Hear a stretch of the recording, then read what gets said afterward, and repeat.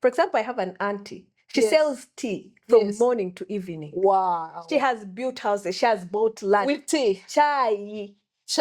From morning to evening, tea, and it's snacks, chapati, bread, or whatever. So if you're a boda guy or you're a shop owner or you're just passing by and you don't have enough money to buy a plate of food, at least if you have a big cup of milk tea with a chapati, you push the day. Yes. And she has made a lot of money. Yes. And she has been consistent. Yes. Just try and work within your means while you can. Yes. And then as you grow, things evolve naturally. Yes. That helps you to avoid a lot of mistakes and losing money. Oh.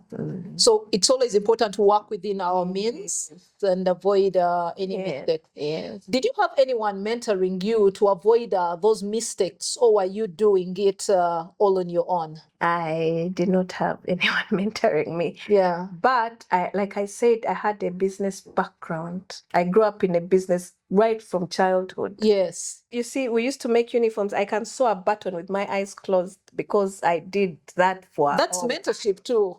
Your father was. So my dad mentored me about the courage that I told you that I had before. Yes. And pushing on and continuity and all that. So yes, you could say my father was my mentor. Okay. Yes.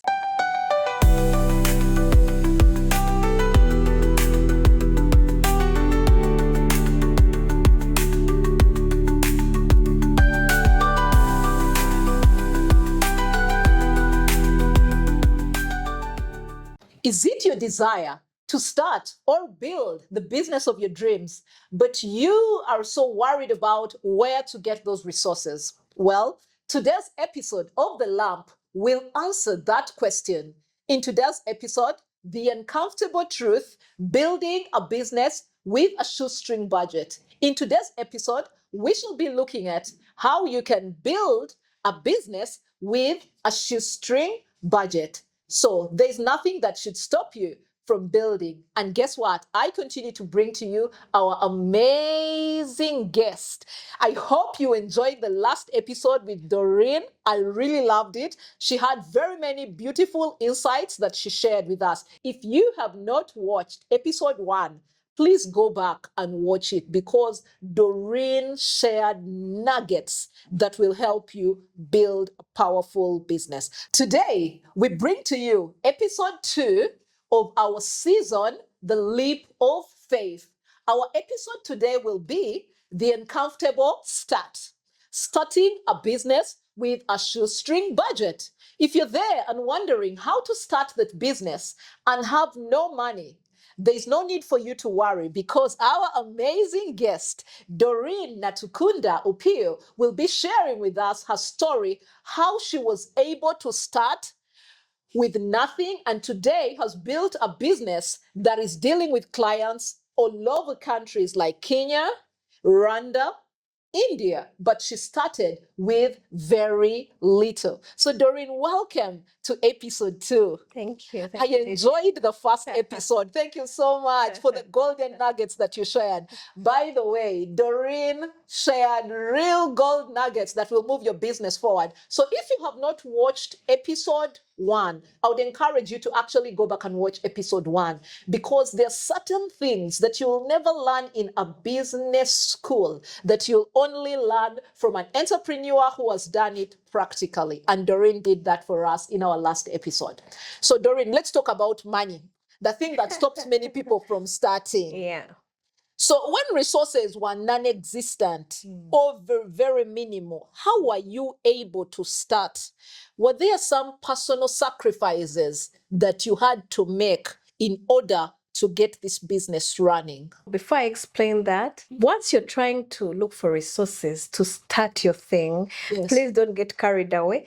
Stay focused on your passion, that thing that you really want to start. So if you've decided to sell tomatoes so that you can push this baby shop business, don't say, okay, now I think I'll just do the tomatoes since it's buy and sell and what.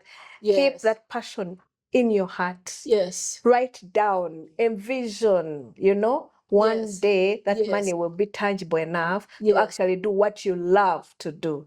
So like I'd said in episode 1, I'm a creative person. So I always, thought of something small. Okay, so my business is called At Kadoa's. And my everyday name, I think my friend called me Kadoa because I was a small Doreen, like Doreen, so Kadoa. What an interesting one. Yes, I don't know whether now I'm Chadoa, but yes, that time, yes, I was Kadoa, yes. Yeah. So people used to say, what are you looking for? You're looking for things for your child's birthday. Why don't you ask Kadoa? At Kadoa's, maybe Kadoa, that's how the business was conceived, because we say, I go to Kadoa at Kadoa. So like art, but at Kadoa's, at a place. Yes. So I did all sorts of things. I did jewelry. Like I went to somebody's shop and I found them doing jewelry and I told them to teach me. And then I went downtown and bought these beads and, made jewelry. And I made sure, like I'd said before, to be unique. So, okay, this is a pearl necklace. Well, everybody has seen a pearl necklace. What is it that yours has that is different from what you see? Are you going to put a few purple stones to make it, better? Yes. So I did that. I sold t-shirts. I realized, okay, guys like to wear, but they don't want to go to the shops and buy. So I would buy and sell t-shirts. Yes. Or anything. So I have a good eye for good things. Like, for example, when I came here, I asked you, this carpet, where did you get it from? Not that I want the carpet, but I'm like, maybe somebody might need the carpet. Yes. Okay, now I no longer do that, but when the need arises, yes. So I would just pick whatever. At some point, I had a small car. Okay, that shouldn't discourage you that, okay, she had a car. No, I first packed my things in a rucksack. Wow. I would buy t-shirts and go to offices and hawk them. I made stickers. Stickers? I still make stickers. Yes. Like you can put it on your wall and pull it off. They have inspirational messages, Bible verses or whatever, funny. And I used to sell them at bazaars, at Makerere. Here, Must is where, I studied the old Bar University. Yes. But I used to go to Makerere, get a katebo. Imagine in my adult life, and be with students selling stickers. A sticker was 1K. Yes. So I would go make the stickers, inspiration. Then I would know at least a campus child can afford 1K. Yes. So, Doreen, what I hear is that you're telling us that we should not be afraid to do anything that will enable us get this money to enable us achieve the bigger vision. Wow, that's amazing. But Doreen, do you notice that sometimes someone may be ashamed, we want to be seen as that big business owner, your business card is showing CEO. So how do they see the CEO selling stickers, carrying a rucksack?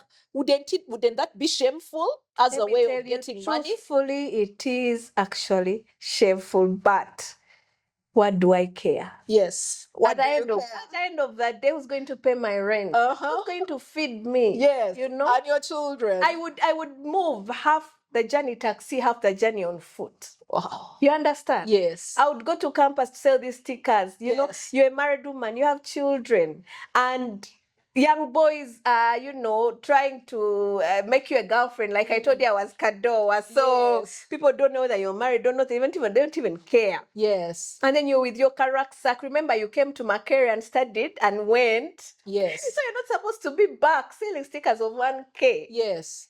But you have to do it. Yes, to get the money. Oh my God, I stayed in Nalia. I used to sell water in Kaveras of 100, 200 shillings. So I realized I was at home. I didn't have money.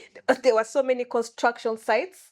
And I had a fridge and I had water. Wow. So I would pack the water, put it in the fridge. Lunchtime, I go and sell. And then when you're selling, the builders are a bit vulgar. Some even want to touch you, and you're like, oh my God. But you have to do what has to be done as long as it is decent. Yes. This is not like stolen money. It's not like blood money. Yes. So I am earning a decent living with what, like I said before, with what you have. Yes. I realized these builders needed water. Yes. And they I don't know how much other packed water is, but mine was real, that real local polythene bag where you can, if I sold water at 100 or 200, what do I care? Yes. So I would pack my water. Lunchtime I go with my house help, sell our water, come back home. Yes. So I did everything I could do, but I knew this is not where This is not your final this is not destination. me.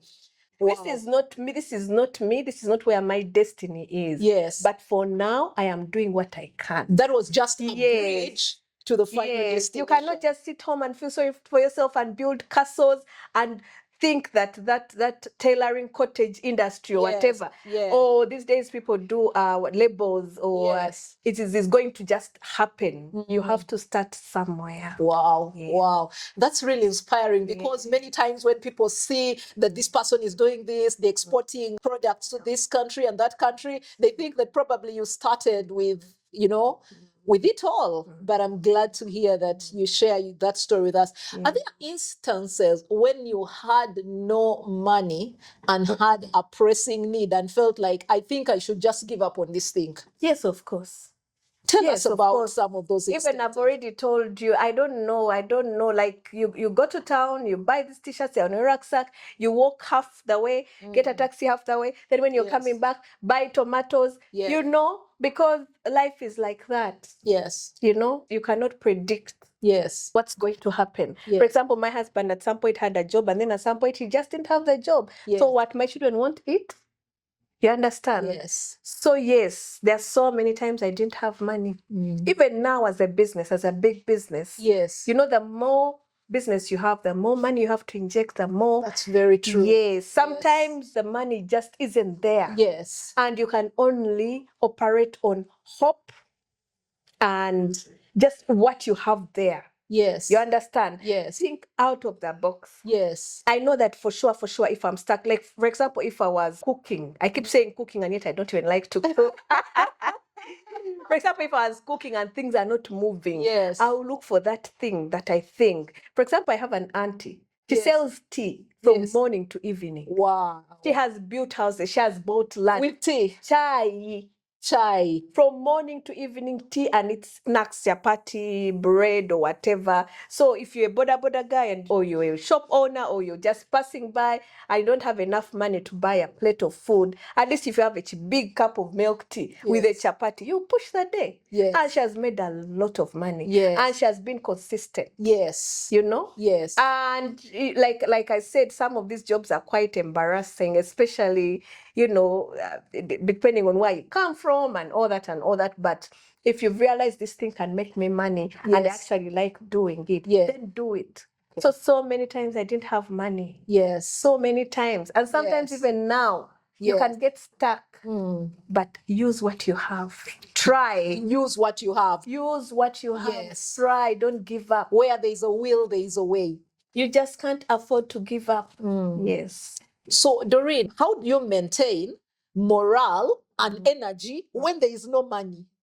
Money, there is a way in which money is a simple energizer. I actually have a friend who say when she has no money, she practically falls sick. Yes. Yeah. Yes. So as a business I also owner, have a friend who gets sick when they don't have money. So you see, money is very vital. Yes. So how do you maintain that morale and energy? You don't have food. You can't buy the clothes you want. You can't go for the places. You give excuses. I'm sorry, I can't come. The baby's sick. When the baby is very fine. But what is actually stopping you is the money. You have to lift up your spirit. How Once do you do again, that? God. I can't say enough God because what can I say? Because if you don't have money and you don't have food and maybe the child is, what else do you have? God. I like that. You have to, because this is a higher power. This is a higher emotion. Yes. You have to know that you have a bigger, stronger being, stronger spirit inside of you that is bigger than what you're seeing. Yes. Because apart from business challenges, we've gone through a lot of other challenges as human beings. Yes. And we continue to go through a lot of challenges. Yes. Because you can have all the money you do have, but then you cannot fix maybe a health challenge. How will you go through it? Yes. With all the money and all the accessibility and all the doctors and what do you have? What is that thing that you have that will keep you going when everything else is crumbling? Yes. It has to be a faith. It has to be a belief that things are going to get better. Yes. Can only be God. Can only be God. Wow, I can relate with that because there are times where you've looked at every corner and the only place you can indeed go back to is God, because it says, come to me, all of you who are heavy laden, and I will give you rest. And when you find rest with the Lord, you find that from the place of rest, you can actually start to build again. Yes. Is there a point, Doreen, where you felt like, you know what, I have pushed and I think I want to give up? Was there any one point along your business journey where you said, you know what, maybe I need a bit of rest from this thing? Yes. And you know that happens all the time. It happens all the time. I really want to hear this because, you know, when people say we are passionate, they say you don't get tired. We are like supposed to be like energy balls who don't get tired. You get tired. You get tired, but then each new day has its own new grace. Yeah. It has its new ideas. See, that is why you need to do what you love to do. Yes. Because if you get up to, for example, this is videography, if you get up to do video or whatever, and you don't even have transport, you don't even have, but that machine is malfunctioning, you have to have that inside conviction. Inside conviction. It has Tell to us come more from about deep that inside within conviction. You. Yes. There's some people's conviction are, I have to make it. I have to make it. I can't fail. You know? So you have to remember why you started in the first place. Why did you start? Yes. If your goal was to make money, well, the goal is still there. You need to still make the money. Yes. If the goal was to fulfill that long, deep desire that you've always had to do this thing, you have to always remember why you started. Yes. Because honestly speaking, sometimes even the business can be too big for you to manage, too big. Sometimes, I don't know, sometimes I keep telling God to give me a humble spirit. Not because I have a lot, but sometimes you feel like, this client is overstressing me. I think I should just. But then you remember the times when you had nothing. Nothing. And you are crying to God for that one client. Please let us not forget where we came from. Yes. Do not forget where you came from, where God has picked you from, where you didn't have and now. Yes. So let's use the past to shape the future. Yes. It's the only way out. Yes. Wow, that is really amazing. Yes. Don't forget where you came from. Many times we forget when we climb up. But remember, coming down, you'll still have to pass through some of those routes that you actually passed through to get to that place. So, Doreen, is there any point at which you had to borrow money or look out for money from friends and relatives to get started? Yes. And is that a way you advise anyone thinking of starting business to take? You can borrow, but I'm very careful on borrowing. Borrow small, borrow comfortable. For example, you have a brother or a friend. Borrow what you think you are able to pay. I borrowed, but very little. Enough. I didn't want to overdo it. Like the other day, I think yesterday, a close person of mine was telling me, they're giving out 200 million or what to women. Then I asked him, if I get one, where am I going to? I borrow with a plan and within your means. Yes. Please borrow, like for example, borrow 100,000. Use it for a period of time and make sure you pay it back. Yes. So that when you go back, the person can give you a bit more. Yes. Don't over borrow your capacity. So I'm very careful on borrowing, especially when you don't have a plan. Yes. Especially when you're starting. Yes. Because you don't know. Yes. You don't know. Because me and my husband have done Rolex business, like Rolex, Yes. But like I told you, I didn't like to cook. I think it was me, my husband, and my cousin brother. I don't like to cook. Yes. So I knew this was just a means to one end, but it was not going anywhere. Yes. So I cannot go borrowing 5 million to put up a stand, and then how? Yes. Like I just needed a gas cylinder, a place, so I borrow within your means. Yes. And try as much as possible to pay back, so that you can manage your expectations and build trust and all that. Okay. I think people should borrow if they can manage, but think about it. Do your books. Make sure you are able to pay back. Yes. So you've said borrow within your means. Should I go to the bank? Should I consider the bank or a point of borrowing, especially when I'm starting? Would you advise someone to go and take 1 million from the bank? No. These days, these companies are making it easy for us to get money, take money without security. So should someone who is starting a business go to the bank or go to a money lender or go to a point where they're going to be charged a particular amount of interest to start a business? In my experience, in my earlier years after university, I used to have a craft shop back in Barra. that my dad started for me. Okay. And then my dad was a serious businessman, so he encouraged me to borrow. And I used to go to these microfinances and borrow. Yes, I would pay back, but that was it. Like I borrowed, the money was just going back to the bank. And I never saw any tangible. I just learned. Yes. I got experience and but nothing tangible ever came out of that arrangement. Yes. So I would be very careful, especially as a startup, to borrow from an entity. Yes. Just try as much as possible to use what you can. Like I said, think out of the box. You people sell that water that I sold. That water doesn't need much money. It needs 50K. You boil using the kettle you already have. The caveras are less than 3,000, a whole pack of about 50. Do something. Yes. Don't borrow to start. You can borrow along the way as you grow, but not at the beginning. Not at the beginning. That is very, very risky. Okay. Yes. Wow. I like the fact that you're encouraging us to do whatever it takes for us to actually get started. Yes. Not going the expensive way. Yes. Okay. Yes. Are there points at which you lost money as a business owner and you really felt withdrawn from the business or discouraged? Because sometimes, we start business with a lot of excitement. We even borrow, it works out. Then all of a sudden, there is that happy curve. Then there's always that down curve that must come, with any kind of business. How did you deal with that down curve when you lost you're bound some to money? make mistakes in business. Yes. Whether it is from borrowing. So loss of money should not scare us. Yes, loss of money shouldn't scare you because we learn and unlearn in business. Yes. You learn along the way and unlearn. I started from buying offcuts of material from a company in town, and I lost a lot of money in those.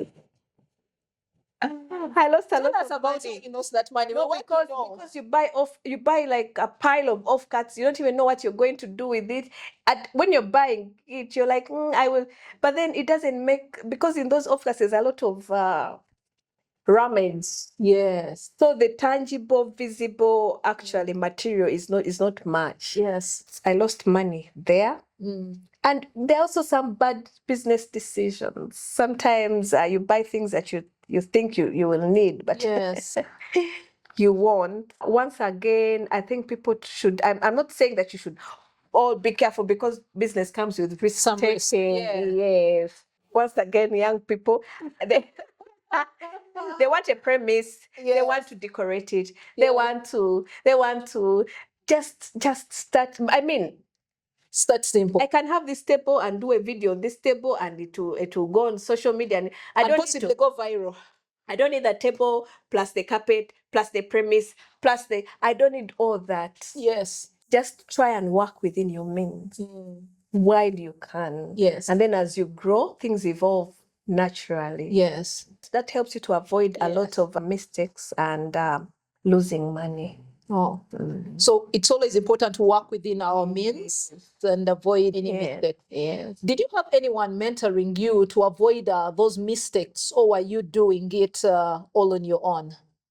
I did not have anyone mentoring me. Yeah. But like I said, I had a business background. I grew up in a business right from childhood. Yes. Your father. You see, we used to make uniforms. I can sew a button with my eyes closed because I did that for. That's mentorship too. Your father was. So my dad mentored me about the courage that I told you that I had before. Yes. And pushing on and continuity and all that. So yes, you could say my father was my mentor. Okay. Yes. So let's get back into your production. How did you handle the initial costs, production, delivery? Because I know once you've made items, they need to move. Did you have a big van that is delivering them? Were they moving on borders? Were you walking? We want to know how you handled the initial costs of production, service delivery, operations without a team. Yes, the first was walking because I delivered to the nearest, because it was COVID time. Yes. And I'm still using border. Please, I don't have a van or a carrier service or courier. I am still using boda Yes. on delivery. Yes. So how did you handle that initial stage of production, service delivery without a team? Because I can imagine you're the one making, Yes. you're delivering, you're recording the receipts, handling the client complaints all at the same time. First of all, you have to know that you don't have the option. Do you?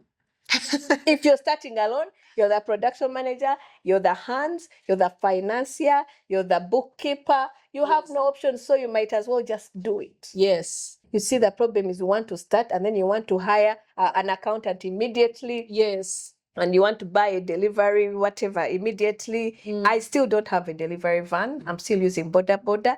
Unfortunately, the transportation cost is still cost of my clients. By God's grace, things will improve.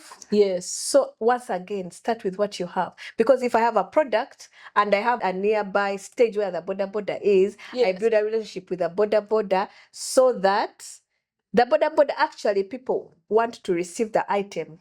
First look at it before paying for it. Yes. So how am I going to do that if the boda, if I don't know the boda or we don't have like an arrangement, relationship? Yes. So you start with what you have. That boda guy that you send for tomatoes, that is a guy that is going to take your product and bring back your money. Yes. And with time, well, you shall build trust. And there's a lot that comes with that. Sometimes the I would like to guy, hear more about that. Yes, because I mean, sometimes this person may deliver. But that guy will not bring back your money. But then it comes back to the original point I had said in the first episode, where you have to build trust.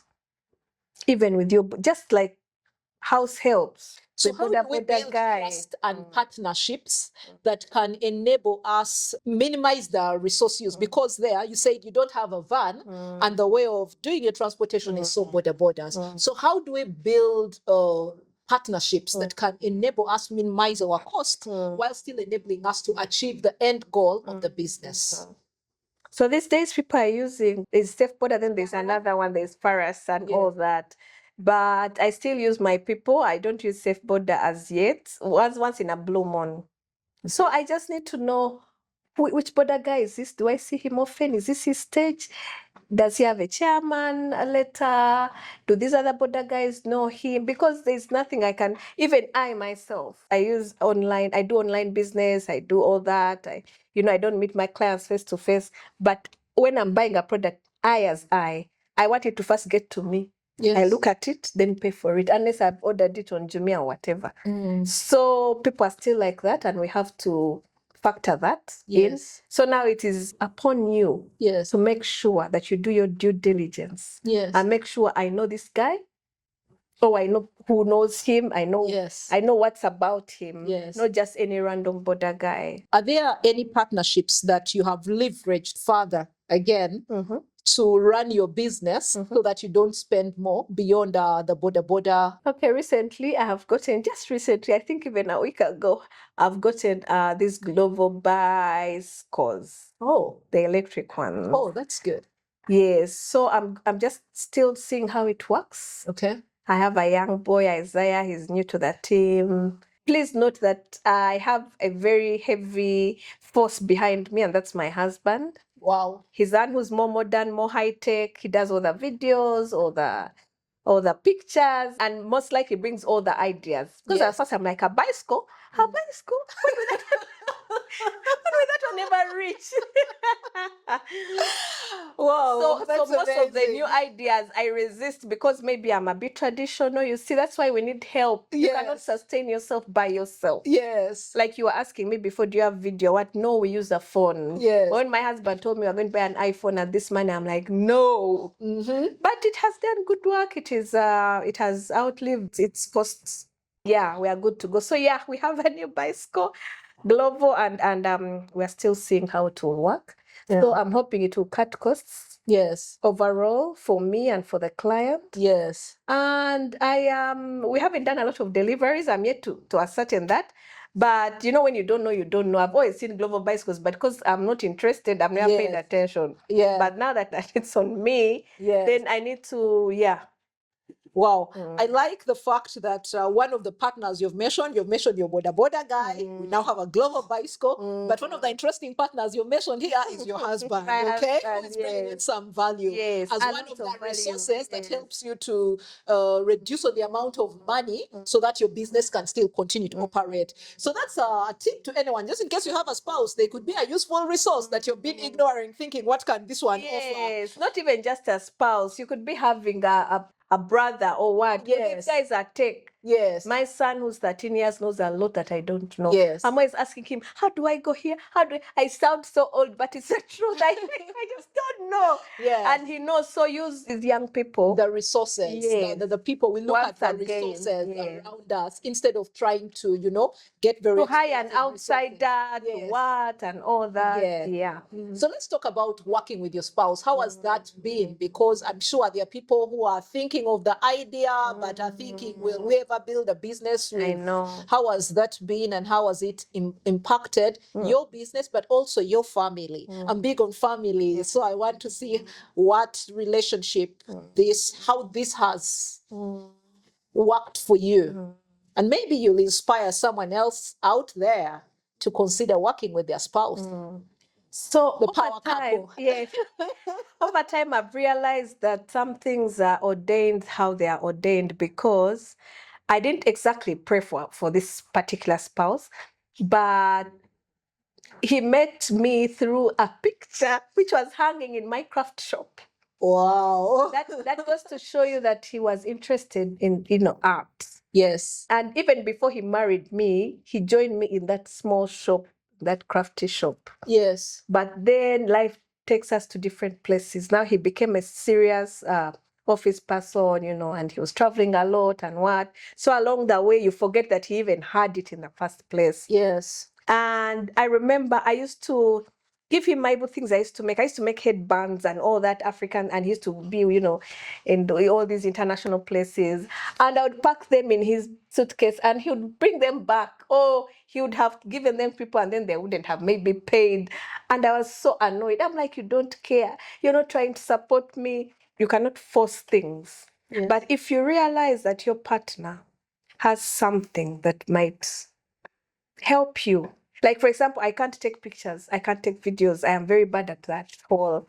Yes. And he tell me, you have to make a video. I don't like to dress up and make videos. I know that's not me. I'm more of a, I used to call myself a tomboy. Thank God those days are over.